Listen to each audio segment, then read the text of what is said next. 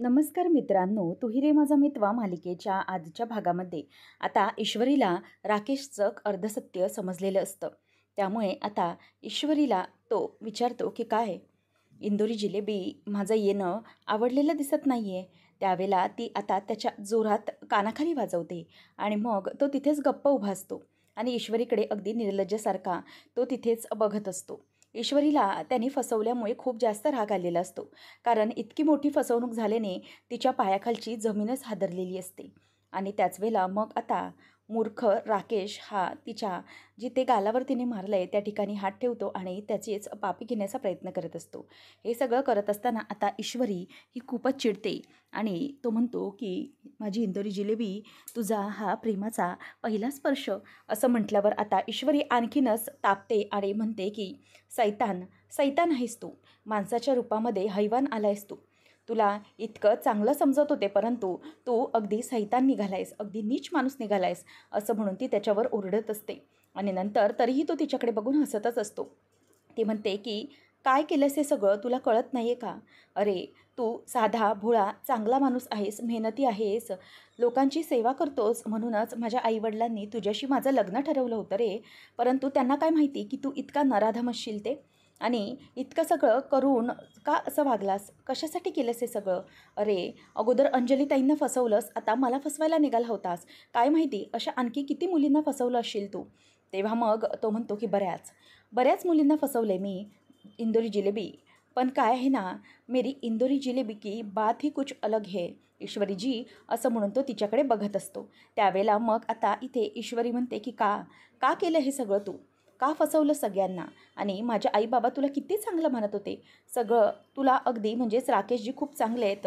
खूप कौतुक वाटायचं त्यांना तुझं. पण तू असं का केलं सांग ना मला? त्यावेळेला मग आता लगेचच ईश्वरी त्याच्याकडे बघतच राहते आणि म्हणते की "बोल ना, काय उत्तर आहे का तुझ्याकडे?" तेव्हा तो म्हणतो की "तुझ्यासाठी, फक्त तुझ्यासाठी केलं गं, माझी इंदोरी जिलेबी." तेव्हा ती बघतच राहते. तो म्हणतो की "अगं, तुला काय माहिती मी तुझ्यासाठी किती खोटं बोललो आहे, किती पावलोपावली खोटं बोलत आलो आहे, किती जणांशी खोटं वागलो आहे. फक्त तुझ्यासाठी, तुला मिळवण्यासाठी हे सगळं केलं आहे मी. समजलं तुला? कारण किती मुली आयुष्यात आल्या, परंतु तुझ्यासारखी मुलगी माझ्या आयुष्यात आलीच नाही ईश्वरी. त्यामुळे हे सगळं मी केलं. तुझ्यासाठीच करत आलो फक्त. तुझ्याशी लग्न करायचं होतं." तेव्हा मग ईश्वरी म्हणते की "अरे नीच माणसा, तुला नरकातही जागा मिळणार नाही. इतका क्रूर आहेस तू. मला खरंच अगोदर हे माहीत असतं ना, तर मी कधी तुझ्याशी बोललेच नसते. पण एक गोष्ट नक्की, तुला असं वाटत असेल की तू हे सगळं वागून शांत राहीन, तर अजिबात होणार नाही आहे. तुझा हे जे काही फसवणूक आहे ना, मी अजिबात सहन करणार नाही. लक्षात ठेव मी तुझं काय करते ते. तुला वाटत असेल की मी फक्त गप्प बसेन आणि हे सगळं तुझं सहन करेन, तर अजिबात असं होणार नाही आहे. तुझं हे जे सत्य आहे ना, तूच राकेश आहेस आणि तूच राजेश आहेस, हे सगळं सत्य ना मी जगासमोर आणणार म्हणजे आणणार. आणि त्याबद्दल तुला शिक्षा मिळालीच पाहिजे. मुलींना फसवल्याबद्दल तुला शिक्षा ही झालीच पाहिजे. कोणी करणार नसेल, परंतु ती शिक्षा मी देणार तुला. लक्षात ठेव, मी तुला असं सोडणारच नाही आहे." असं म्हणून ईश्वरी आता त्याच्यावर खूप चिडत असते. आणि मग ती आता म्हणते की मी जगासमोर तुझं सत्य आणणार." त्यावेळेला ईश्वरी आता पुढे जात असताना तिला राकेश थांबवतो आणि म्हणतो की "माझी इंदोरी जिलेबी, अगं थांब, मी काय बोलतोय ते ऐकून तरी घे." असं म्हणून आता ती जेव्हा पुढे जात असते तेव्हा तो म्हणतो की "अगं ईश्वरी, तुला एक कळत नाही आहे. तुला माहिती आहे का की ती अंजली, ती बावळट अंजली आहे ना, तिच्या दुधामध्ये ना ह्या औषधाचे रोज 2-2 थेंब मी मिक्स करतो." तेव्हा मग ती छोटीशी बाटली तो तिला दाखवतो आणि म्हणतो की "हे बघ, हेच आहे ते औषध. आणि रोज तिच्या दुधात 2 थेंब मिक्स केले की ते ना स्लो पॉयझन आहे. हळूहळू तिचा जीव घेण्याचं काम करतोय मी. काय आहे ना, तिच्या पोटात बाळ पण आहे. त्यामुळे लवकरात लवकर त्यालाही त्रास होतच असेल आणि त्या अंजलीला पण त्रास होतच असेल. त्यामुळे हळूहळू ते पोटातलं बाळ हे त्याचं काय आहे ते होईल, शिवाय हिचं पण होईल. कळलं का तुला? म्हणजे ना हे रोज हळूहळू मारण्याचं काम सुरू आहे. तुझ्या नसेल लक्षात येत, बरोबर की नाही?" तेव्हा आता ईश्वरी त्याच्याकडे बघून खूपच चिडलेली असते. तो म्हणतो की "अगं माझी इंदोरी जिलेबी, तुझ्या नाही येते का लक्षात मी काय बोलण्याचा प्रयत्न करतोय? म्हणजेच त्या अंजलीचं काम तमाम होतं आहे हळूहळू. परंतु काय ना, आता तू जर माझ्या विरोधात जगाला तोंड उघडणारच असशील, तर मग हे हळूहळू करण्यात काहीच मजा नाही आहे ना. मग मी एक काम करतो, मी दुसरा मार्ग अवलंबतो. म्हणजे काय ना, की थोडासा ड्रामा पण झाला पाहिजे. या दुधाने काय तितकासा ड्रामा होत नाही आहे. पण मी जे आता करेन त्याने फार मोठा इमोशनल ड्रामा होईल बरं का. आणि ना त्याची जबाबदार तू असशील." कारण तुला माहिती आहे मी काय करेन, इथे ज्या शिड्या आहेत ना शिड्या, तिथे काय करेन ते तेल सांडून ठेवेन. म्हणजे कोणतं तरी तेल सांडेन मी. त्यावेळेला मग ही बावळट अंजली आहे ना, काय होईल माहिती आहे, आपल्या चिंटुकल्याशी म्हणजेच आपल्या भावाशी बोलून हळूहळू म्हणजेच तो तिच्या लंगडण्याची ॲक्टिंग करून दाखवतो आणि म्हणतो की इथे शिड्यांवर ती खाली उतरत येत असेल आणि त्याच वेळेला तिथे तेल असेल आणि मग त्या तेलावरून तिचा पाय घसेल आणि मग ती असं करून तो शिट्टी वाजवून दाखवतो आणि म्हणतो की तिथून तिचा पाय घसरला की डायरेक्ट तिचं वरचं तिकीट काढलं जाईल आणि मग तिच्या पोटातलं बाळाने ती दोघंही फिनिश. आता राकेशचा तो अगदी घाणेरडा अवतार आणि त्याचं ते गलिच्छ बोलणं पाहून ईश्वरीला खूपच धक्का बसतो आणि मग तो म्हणतो की काय ईश्वरीजी चालेल का, असं होईल मग तुम्हाला सांगायचं आहे ना सत्य तर मग सांगा, परंतु त्या अंजलीसोबत आता पुढे काय होईल ना याला जबाबदार फक्त आणि फक्त तूच असशील ईश्वरीजी. आलं आहे का लक्षात? म्हणजे ना काही झालं तरीही अंजलीला जर काही झालं तू तोंड उघडलंस ना, जगाला सांगायला गेलीस की दुसरीकडे मी अंजलीचं काय करेन हे तुला चांगलंच माहिती आहे. ईश्वरी आता त्याला न जुमानता डायरेक्टच तिथून निघून चाललेली असते. त्यावेळेला मग आता पुढे तो तिचा आणखीनच वीक पॉईंट पकडतो आणि मग म्हणतो की 1 मिनिट ईश्वरी, आणखी एक सांगायचं राहिलंच तुला. अगं अंजलीचं झालं ना रामनाम सत्य की मग नंतरचा नंबर तुझ्या बापाचा. असं म्हटल्यावर ईश्वरी तिथेच थांबते आणि तिला पुन्हा एक झटका तो देतो आणि राकेश तिला म्हणतो की ईश्वरजी अगं काय आहे ना, काय तुझ्या बापाचाही ॲक्सिडेंट झाला आहे, मग काय त्यालाही शेवटची अंत्ययात्रा दिलीच पाहिजे की नाही.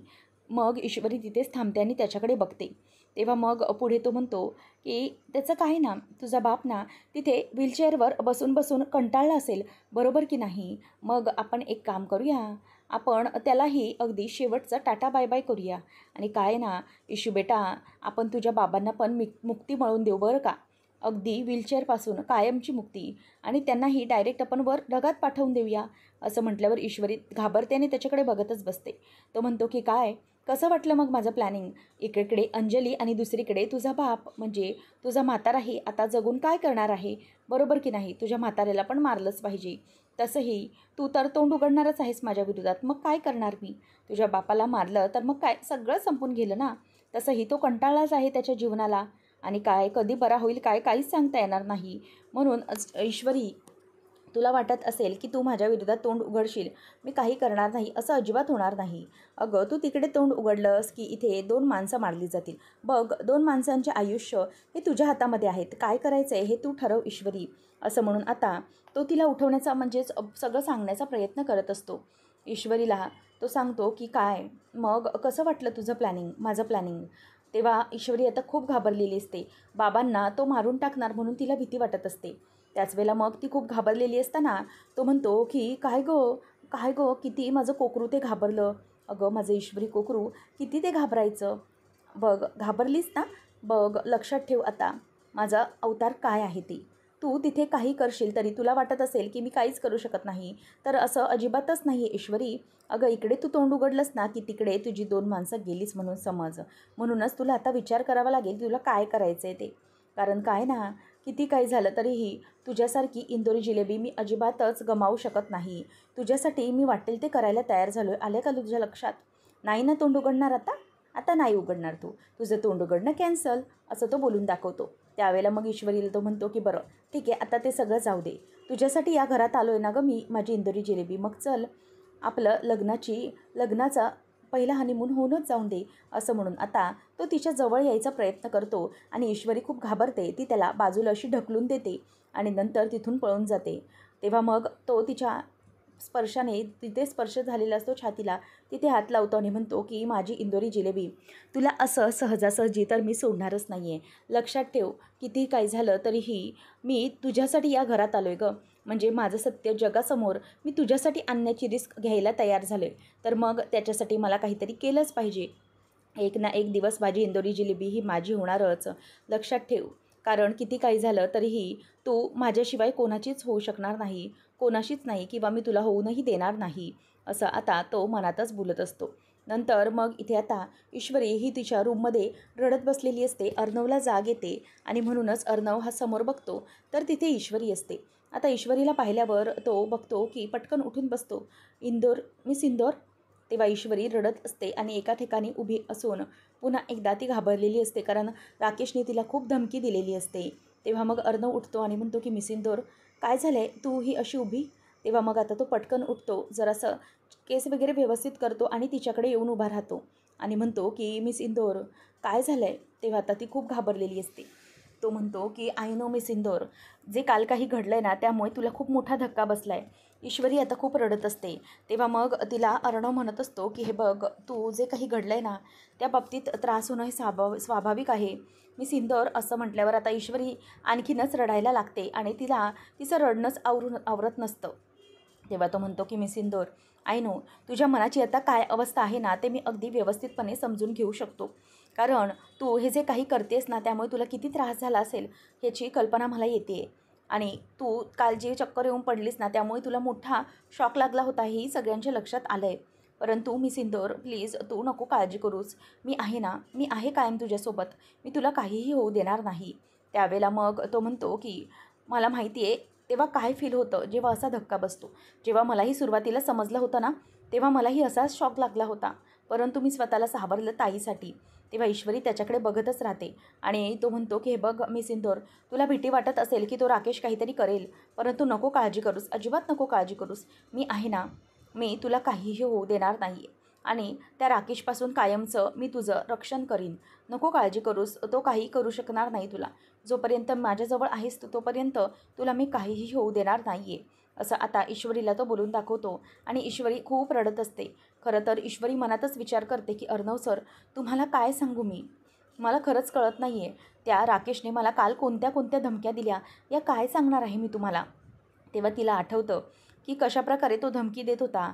अंजलीच्या दुधामध्ये औषध मिक्स करणार, तिला मारणार, त्याचप्रमाणे शिड्यांवरून तेल सांडणार, जेणेकरून अंजलीचा पाय घसरून ती जोरात खाली आपटणार. त्यामुळे तिचं बाळ आणि ती दोघंही जाणार. हे सगळं तिला आठवतं. म्हणजेच अंजली ताईच्या बाबतीत तर धमकी दिलेलीच असते, परंतु ईश्वरीच्या वडिलांच्या बाबतीत पण धमकी दिलेली असते. आणि ईश्वरीजी अंजलीचा नंबर गेल्यानंतर नंतरचा नंबर हा तुझ्या म्हाताऱ्याचा, म्हणजेच तुझा बापाचा, असं हे ईश्वरीला आठवतं आणि तिला त्याने खूपच त्रास होत असतो. तो म्हणतो की काय ना, व्हीलचेअरवर बसून बसून कंटाळला असेल ना म्हातारा, मग इशू बेटा, आपण त्याला मुक्ती देऊन टाकू. आता ईश्वरीला त्या पुन्हा आठवतं आणि पुन्हा तिला रडायला येत असतं की ती विचार करते की अर्णव सर, कसं सांगू तुम्हाला की त्या माणसाने मला काय धमकी दिली आहे ते. आणि अर्णव म्हणतो की मिस इंदोर, प्लीज लिसन, काहीच होणार नाही आहे. तेवढ्यातच तिथून बाहेरून मामा आवाज देतो की अर्णव, अरे अर्णव, कुठे आहेस तू? तेव्हा मग आता ईश्वरी दाखवते त्याला की मामा बोलवत आहेत. त्यामुळे मग आता अर्णव ईश्वरीला म्हणतो की जा, तू फ्रेश होऊन ये.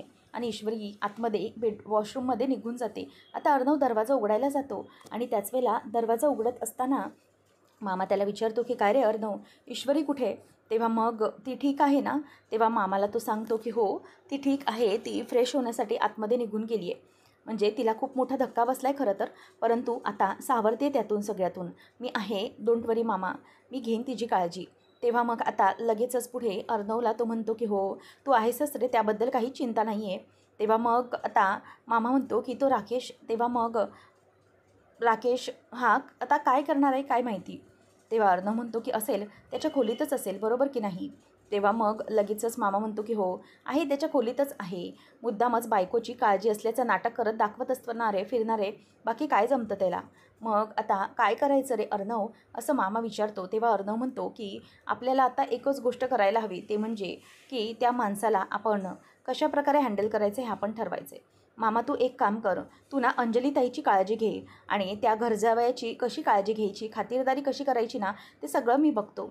आणि तसंही तो भरपूर दिवसांनी आला आहे ना घरी, ही डिझर्व्स सम स्पेशल वेलकम.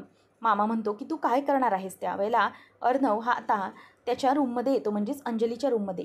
तो मस्तपैकी स्वप्न पाहत असतो की चला आता माझी इंदोरी जिलेबी माझ्यासमोरच असणार आहे, म्हणजे मला हवं तेव्हा मी काहीही करू शकतो, असं राकेश आनंदात असतो. त्याच वेळेला तिथे आता अर्णव आलेला असतो आणि अर्णव आल्याबरोबर राकेश म्हणतो की अरे वा, द ग्रेट ASR चिंटू हा चक्क आज माझ्या खोलीमध्ये, असं म्हणून आता तो तिथेच अजूनही लोळत पडलेला असतो आणि त्याला म्हणतो की काय रे, बोल, काय काम आहे तुझं? तेव्हा आता अर्णव त्याच्या कॉलरला धरतो आणि त्याला झटक्या चरशी उठून बसवतो. तेव्हा आता राकेश म्हणतो की अरे काय हे चिंटू तुझं, प्रत्येक वेळेला तुला व्हायलन्स गरजेचाच वाटतो का? म्हणजे अरे असं काय करतोयस तू? तेव्हा चिंटू अरे हे सगळं काय? तेव्हा आता त्याला तो म्हणतो की एक काम करायचं, आता इथे आलायस ना, ठीक आहे, परंतु इथून ताबडतोब गायब व्हायचे. आले का लक्षात? आणि असं गायब व्हायचं आहे की इथे यायचंच नाही आहे. येत्या 2 दिवसात गायब व्हायचं आणि 2 महिने तुझा हे थोबडा दाखवायचा नाही. आलं का लक्षात? तेव्हा मग आता राकेश त्याच्याकडे बघतो आणि म्हणतो की काय?